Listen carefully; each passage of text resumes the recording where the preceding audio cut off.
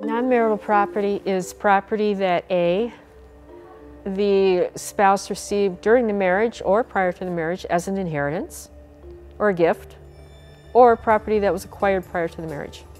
Marital property includes wages, interest earned most of the time, the retirement plans, retirement earnings. A lot of people think that their 401k is their sole property. Another misnomer is that people believe that if, for example, their car, their bank account, that sort of thing, is in their sole name, that means that their spouse can't touch it. They can if it's marital property.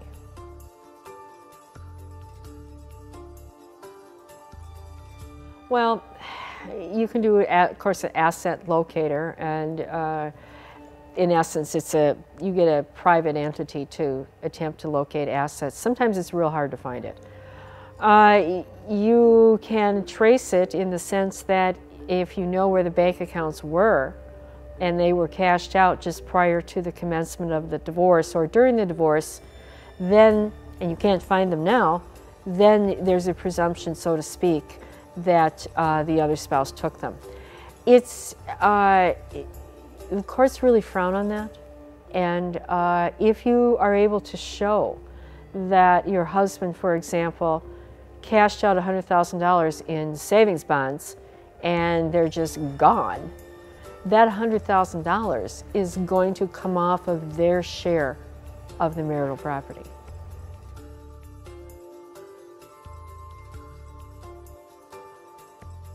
If a spouse has a 401k, for example, that was earned prior to the marriage and then during the marriage, you really do need an actuary to say which portion of it was earned prior to the marriage, because you can always show what the contributions were, but there was also interest earned on it.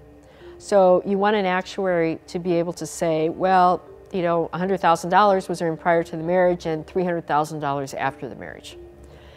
That's what you do.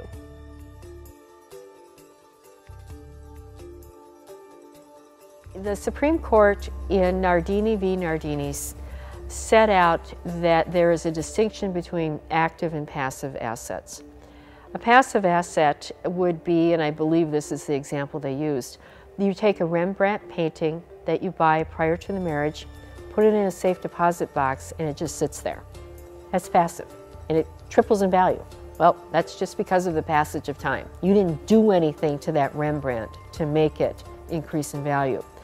Whereas if you have a factory or a business and you use marital effort, marital time, marital wages, the wife stays home with the kids and the husband works 40 hours, 60 hours, 80 hours a week, that's a marital active activity.